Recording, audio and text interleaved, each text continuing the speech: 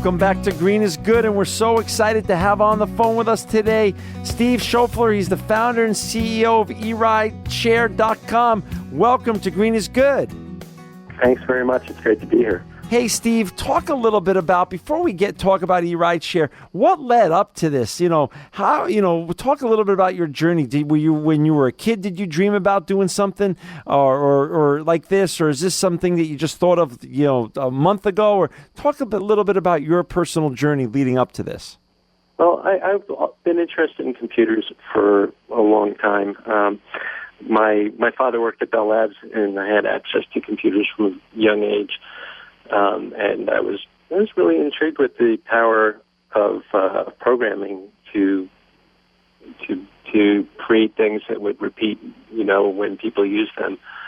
And so I've picked up a lot. I don't have a computer science background, but I've programmed all my life essentially. I've done a lot of different kinds of business over the years. I lived in Japan for 3.5 years. Wow. And when the internet came along, I was really interested in the power of the internet to connect people. So. And then when did you dream this up? Like, was it like last month? Was it 2 years ago? You were just watching something on TV, or how did you think up of eRideshare? Well, in 1999, the internet was pretty much busting out all over, and I thought that carpooling would be a natural way to use the power of the internet to connect people. So I put it up. Nobody else really was interested in carpooling at the time, at least not in pushing a website like this. So I pretty much had the space to myself, and it grew slowly, but over time it developed a really large community. You launched this in 1999? Mm-hmm. Wow, good for you. So how many people, so that was established. So what are the main features of this? And for our listeners out there, please go along and follow, because I'm on the website now. It's fascinating. It's the letter E, rideshare.com, erideshare.com. What are the main features of your service? So there's a section for commuters. If you want to get to work every day or twice a week, any time that you're going back and forth in the same day, that's the commuter section. There's cross-country travel, so if somebody wanted to ride from, say, Chicago to San Francisco, and they want to find a rider or they want to share a ride with somebody, this is a way to do it and save considerable expense, maybe move some things, and meet somebody along the way and have a little bit of adventure. And then we have a private group service, so that if for your wedding, for employees of your corporation, for your religious organization, you can organize carpooling to events or to work that are only open to members of your group. And does the website work across the country? All across the country? It's mostly U.S. and Canada, but we've got a number of listings in Europe, India, South Africa, all over the world. But anyone who wants to use it in Canada and U.S. can go on and figure out a way to ride share with other people in their area.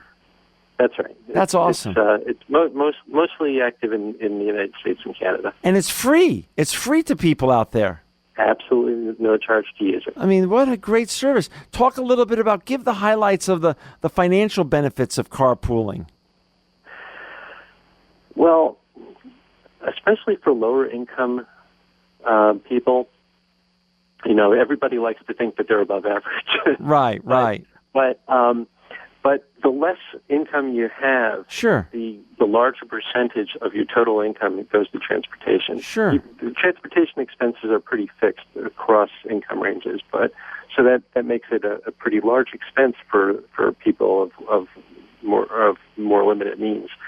But anybody can save a really tremendous amount of money, thousands of dollars easily, by sharing a ride to work every day, or for long distance travel. They can, gasoline is pretty expensive these days, and there's wear and tear on the vehicle. So there's tremendous financial savings. And the United States is currently importing something like 450 or using $450 billion of gasoline every year, and it's it's just a huge, huge amount of money, and we can save a lot of that. How about very easily just by carpooling. How about the environmental benefits? Can you share a couple of the environmental benefits? Well, the United States uses about 25% of the world's energy, right? And with 5% of the population. So we're the we're the pretty much the chief emitter per capita of greenhouse gases. And so we have a really significant responsibility to do something about that. And carpooling is a way of immediately, without any real difficulty in setup, no expense, it's a way of immediately reducing your carbon footprint in a really substantial way. So true. But in addition to greenhouse gases, carpooling cuts on pollution, reduces traffic, gets you to work, gets everyone to work faster if there are less cars on the road. So there are really tremendous benefits all across the board from carpooling. What's the in 14 years you've been doing this, so you've had a chance to really put your mind around what's going on and examine social behavior around sharing rides. What's the biggest resistance? Why don't more people share rides? Well, I think one thing is that people don't necessarily realize the size of the expense. Yeah. You know, if it's like the salami method. If the oil companies take a slice at a time, it doesn't quite feel like so much. But when the price of gasoline goes over $4 a gallon, as we've seen a few times, people really sit up and take notice, and then they take action. You know, interest in carpooling goes up. Interest in all the other modes goes up. People ride bicycles more. The sales of scooters goes up. Use of mass transit goes up. And so, you know, I just like to see the day when people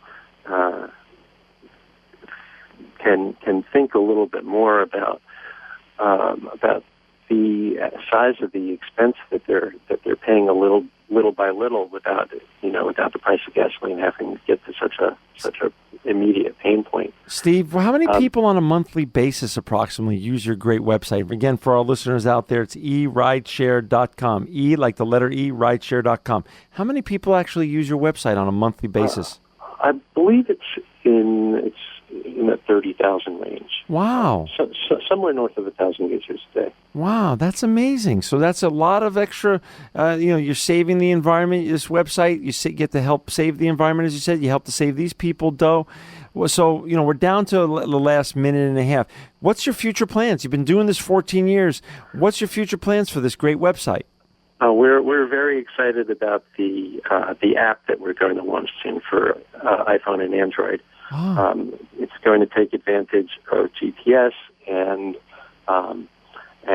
communication features of the app, and it's going to be really significant for connecting people in a really, really easy and quick way for rides right away. It's going to help to it's really going to make it easier for people to connect for rides to work, even if their commute changes from day to day. A lot of people say they're working a retail job with hours that change.